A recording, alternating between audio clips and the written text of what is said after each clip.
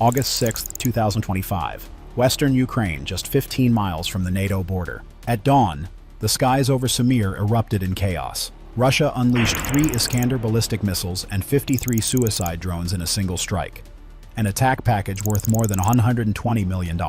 Their targets were clear: over 4,000 Ukrainian troops, fuel depots, and command systems. If even one warhead had broken through, the base could have been erased in minutes. The missiles screamed down from the stratosphere at Mach 6, while the drones skimmed treetops at 120 miles per hour. But Ukraine was ready. Hidden radar arrays locked onto every trajectory, and Patriot PAC-3s and bayonet interceptors roared into action. Explosions lit the horizon as steel met fire.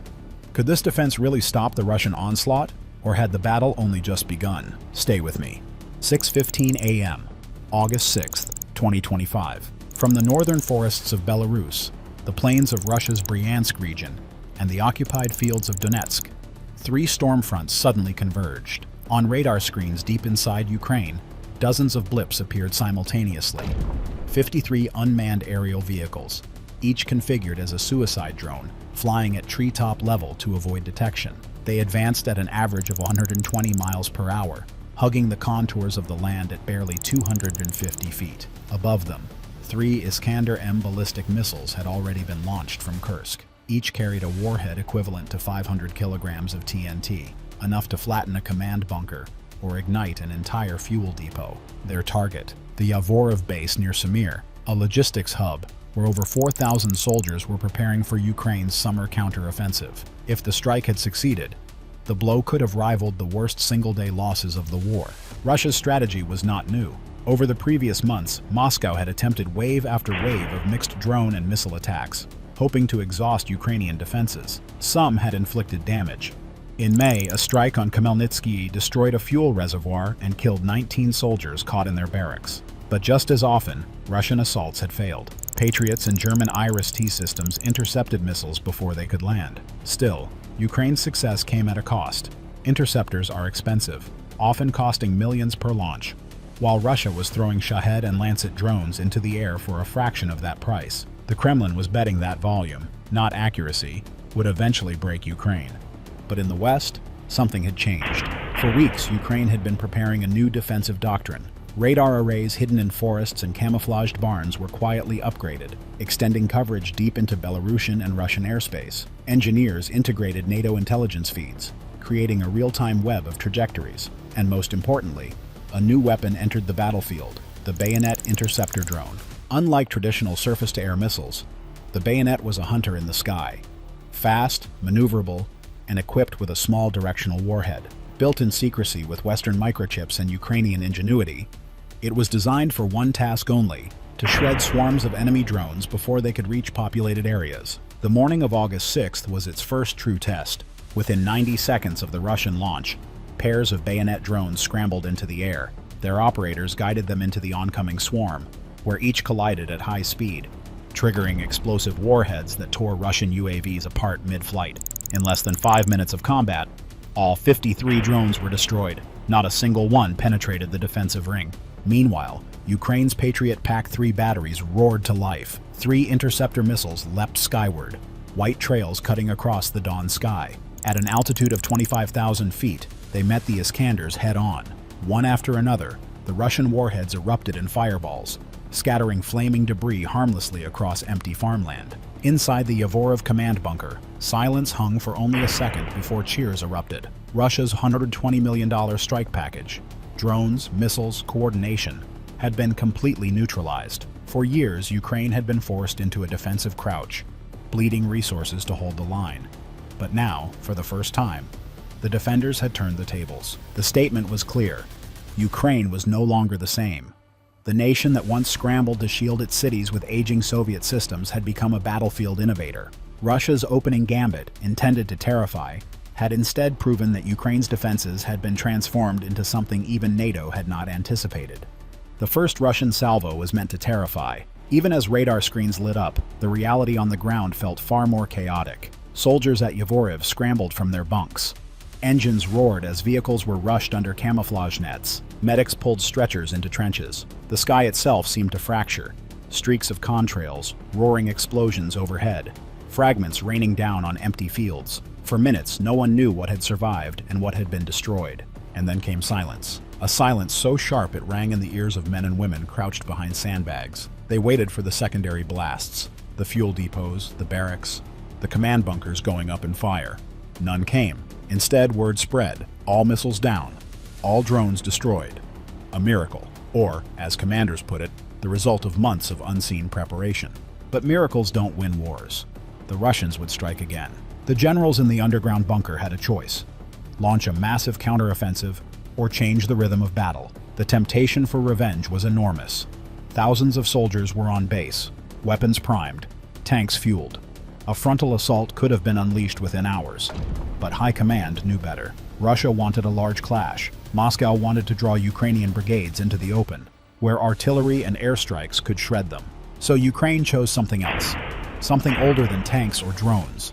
Guerrilla warfare.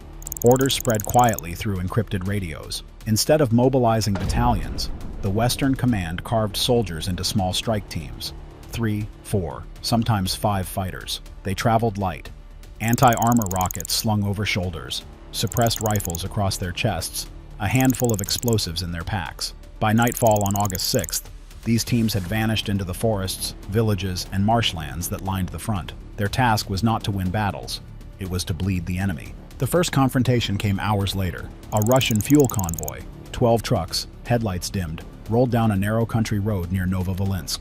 The soldiers thought they were deep in friendly territory. They never saw the Ukrainians. From the tree line, 3 rockets streaked across the darkness. In 90 seconds, 3 trucks were burning, the rest trapped on a single-lane road. Before Russian gunners could even return fire, the ambushers were gone, swallowed by the forest. The convoy burned until dawn, black smoke curling into the sky. Russian commanders ordered reinforcements. They found only charred steel, not a single Ukrainian body, not a single trace. The pattern repeated. A communications hub near the front was hit by explosive charges, silencing Russian radios for hours. Patrols disappeared into abandoned villages, leaving behind only overturned rifles and blood trails. At random intervals, sniper fire cracked across empty fields, soldiers collapsing before their comrades could even locate the shooter. These weren't battles. They were psychological knives twisting in the dark. Every soldier knew the ambushers could be anywhere. A stretch of forest might hold nothing, or an anti-tank team waiting in silence. Within days, Russian formations started to collapse into paranoia. Entire platoons refused to move at night. Some fired into the darkness just to reassure themselves. Ammunition was wasted on phantoms. Fuel drained as convoys idled in fear of hidden ambushes. And the more they hesitated, the bolder the Ukrainian raids became. By August 10th, drone footage revealed something remarkable. Russian trenches remained manned, but patrol routes were empty. Platoons sat motionless, afraid to step into the open. Morale cracked. Reports filtered back of soldiers disobeying orders, refusing to advance until daylight. One intercepted radio transmission caught a Russian officer screaming, "We are surrounded by ghosts!" It wasn't numbers that destroyed the sector's combat power. It was exhaustion, fear, confusion. Ukrainian intelligence estimated that by the end of the week, 60% of Russian operational effectiveness in the region had been neutralized, not by heavy weapons, but by constant pressure from invisible enemies. Guerrilla warfare had turned the battlefield into a nightmare, but the real shock was still to come. August 13th, 2025, 5:40 a.m. Dawn broke over the fields near Samir, but the quiet lasted only minutes. From hidden strips of farmland and improvised launch ramps, more than 300 Ukrainian drones lifted off together, their electric engines buzzing like a storm of angry hornets. They were crude machines, frames 3D printed in underground workshops, powered by commercial lithium batteries, guided by GPS chips bought from civilian suppliers. Each carried just 15 pounds of explosives. Individually, they were fragile, almost laughable, but together they formed a wave designed to overwhelm Russia's million-dollar air defenses. From the command bunker near Yavorov, screens lit up with live feeds from reconnaissance UAVs. Operators watched in silence as the swarm moved across the horizon. Russian radar picked them up almost instantly. Alarms blared across the enemy's base at Samir, where 2,000 soldiers and dozens of armored vehicles were concentrated. Within seconds, Russian air defense systems opened fire. Surface-to-air missiles worth millions streaked upward, blasting individual drones into fragments.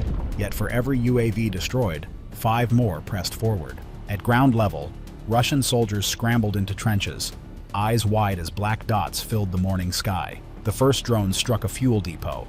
The explosion was volcanic. Columns of fire rose higher than the trees, sending shockwaves across the fields. Tanks parked in neat rows became silhouettes against the blaze, their steel frames buckling as flames consumed them.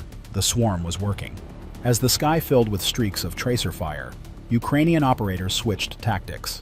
Drones carrying small cameras dove low, identifying artillery positions and radio trucks. Suicide UAVs followed their lead, plunging directly into the coordinates. Russian communications collapsed in minutes. In the control room, commanders shouted over each other, adjusting targets as new footage streamed in. To the troops on the ground, the attack felt endless. Explosions erupted from every corner of the base. Ammunition trucks lit up like fireworks. Soldiers who tried to regroup were hunted by circling UAVs, their tiny cameras tracking every move. But then came the crisis. A cluster of 5 drones suddenly broke formation. Their receivers jammed by Russian electronic warfare, they veered off course, straight toward a Ukrainian artillery battery positioned on a nearby ridge. Inside the command bunker, panic spread. If those drones struck, over 120 soldiers and 6 howitzers would be destroyed by their own side. For 30 seconds, screens flickered with confusion. The swarm threatened to become friendly fire. Ukrainian officers leaned over consoles, barking orders, cycling frequencies. Then, at the last moment, ECCM, electronic countermeasures, activated. Portable transmitters pulsed across the field, seizing control of the rogue drones. Operators slammed in new coordinates. The UAVs banked sharply, abandoning their deadly course. Instead, they dove into a Russian ammunition depot at the edge of the base. The explosion dwarfed all others. For 20 miles, a fireball bloomed into the sky, turning disaster into triumph. With the ammunition depot in flames, Ukrainian artillery roared. 30 self-propelled howitzers opened up, firing precision-guided shells adjusted in real time by drone reconnaissance. Each blast tore through surviving bunkers and armored vehicles. Russian tanks exploded in neat succession, their turrets hurled into the air like toys. From the Russian side, chaos turned to terror. Survivors sprinted for cover, only to be caught in open fields. Overhead, smaller hunter drones locked onto heat signatures, diving with pinpoint accuracy. Soldiers were erased in bursts of smoke and shrapnel. The swarm wasn't just technology, it was psychological warfare. To the men on the ground, it felt as though the sky itself had declared war. By mid-morning, the Russian base at Samir was unrecognizable. Entire depots burned. A line of T-72 tanks lay twisted in heaps of blackened steel. Radio chatter dissolved into frantic pleas for evacuation. Some units fired wildly into the sky, wasting ammunition against targets already gone. Others froze, too stunned to move. In the Ukrainian bunker, commanders allowed themselves a moment of silence. The gamble had paid off. Cheap drones, built in days, had forced Russia's expensive war machine to collapse. Yet even in victory, the danger was clear. If electronic warfare had succeeded in seizing more of the swarm, the battle could have ended very differently. This was a razor's edge kind of war. Improvisation had carried the day. But what would happen if Russia adapted faster than Ukraine could innovate? The swarm was only the beginning. The ground assault had yet to start. The swarm had broken Russia's defenses, but the killing blow came from the ground. 30 Ukrainian self-propelled artillery pieces rolled into position and opened fire. Their shells, guided by live feeds from reconnaissance drones circling high above, struck with surgical precision. Every impact was calibrated. A command post obliterated here, an artillery battery silenced there. The battlefield became a rhythm of thunder. Drones marking, guns firing, targets vanishing. Then came the hunters. Small UAVs, no larger than backpacks, swooped low over the smoking fields, scanning for heat signatures. They weren't built to destroy buildings. They were built to find people. Russian squads attempting to regroup in trenches were spotted instantly. Moments later, explosive drones plunged into the dugouts, erasing entire platoons in bursts of earth and fire. Panic spread like wildfire. Survivors scrambled across open ground, only to be tracked and hunted. Radio intercepts revealed desperate calls. "We can't hold. Everything is burning." Within hours, the Russian perimeter collapsed. The toll was staggering. By nightfall, over 600 Russian soldiers were dead, nearly 300 captured, and at least a dozen armored vehicles reduced to twisted wrecks. Ukraine also freed 40 civilians, including a boy no older than 12, who had been forced to cook and clean for Russian troops at the compound. A medic who carried him back recalled the boy whispering only 2 words in broken Ukrainian. "Is it over?" Not everyone survived. Among the prisoners was a Russian field commander, his uniform scorched, his face gray with exhaustion. Ukrainian troops marched him past the ruins of his own command post, a silent symbol of reversal. His capture was more than military. It was political, a sign that Moscow's grip on the region had cracked. By the end of the day, smoke still hung over Samir. The compound that once hosted thousands of Russian troops was reduced to rubble. Fuel burned in great black columns.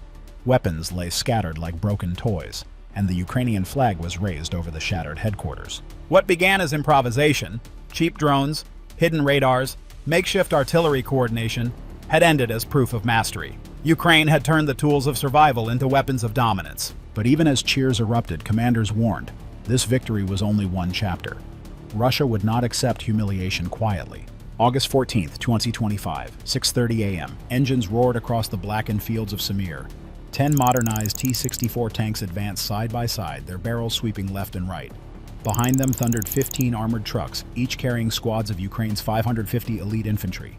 The ground shook as steel rolled forward, cutting through the smoke of burning depots. Overhead, reconnaissance drones hovered silently. Their infrared cameras traced every heat signature still clinging to life in the rubble. Positions were flagged in real time. A group of Russians hiding beneath a collapsed hangar lit up on the screen. Seconds later, tank shells slammed into the wreckage, silencing them. The infantry fanned out, moving with mechanical precision. Miniature quadcopters buzzed ahead, dipping into trenches and windows. When they marked movement, grenades followed. Russian soldiers tried to form one last line of defense inside a warehouse. Nearly 40 men with heavy machine guns. Before they could coordinate fire, loitering drones plunged through broken skylights. The blast tore the roof apart, scattering debris in silence. On the western tree line, scattered groups attempted to flee. They didn't get far. UAVs tracked them relentlessly, broadcasting coordinates to advancing squads. Within an hour, the chase ended. 300 Russian soldiers dropped their weapons and surrendered, hands raised as Ukrainian troops closed in. By noon, the Ukrainian flag flew once more over the shattered base. Cheers echoed through the ruins, but the victory was more than symbolic. For the first time in months, Russia had not only lost territory, it had lost the aura of inevitability. News spread quickly. In Moscow, the defeat was whispered about as a humiliation. Families of soldiers demanded answers. Generals blamed each other. Among NATO states, the battle became a rallying cry. Proof that Russia could be beaten, not just held back. Military aid accelerated. Politicians in Brussels and Washington pointed to Samir as evidence that investment in Ukraine was changing the war itself. But perhaps the deepest impact was psychological. Russian troops along the front knew what had happened. They had seen how guerrilla raids turned into drone storms, how tanks rolled over their shattered positions. For many, the lesson was simple. Ukraine had mastered a new form of warfare. And yet, in the command bunker, one officer warned softly, "Victories like this ignite fire, but fire spreads. Russia will strike again." The battlefield was quiet, for now, but silence in war never lasts. August 15th, 2025. Dawn over Samir. 10 Russian fighter jets, Su-34s and Su-35s, roared low across the horizon. Each carried precision-guided bombs, enough to erase what remained of the Ukrainian base. Sirens wailed. Soldiers braced for impact. For a moment, it seemed inevitable. The victory of the past days would be buried under tons of steel and fire. But Ukraine was ready. From hidden positions, Patriot missile batteries ignited. 7 interceptors tore into the sky, white trails carving through the morning light. Explosions erupted at 20,000 feet. One Russian jet disintegrated instantly. Another spiraled into the forest. Others scattered in panic. Within minutes, 7 were downed. The remaining 3 jettisoned their bombs into empty fields and fled back toward Russian airspace. The message was unmistakable. Russia, once the relentless attacker, had been reduced to a humiliated aggressor. Ukraine had not just survived, it had rewritten the rules of modern warfare. The battle for Samir will be remembered as proof that intelligence, improvisation, and courage can shatter even a superpower. But wars do not end with one victory, only with the will to keep fighting. Your support means everything. Subscribe now and stay with us for the next story from the front.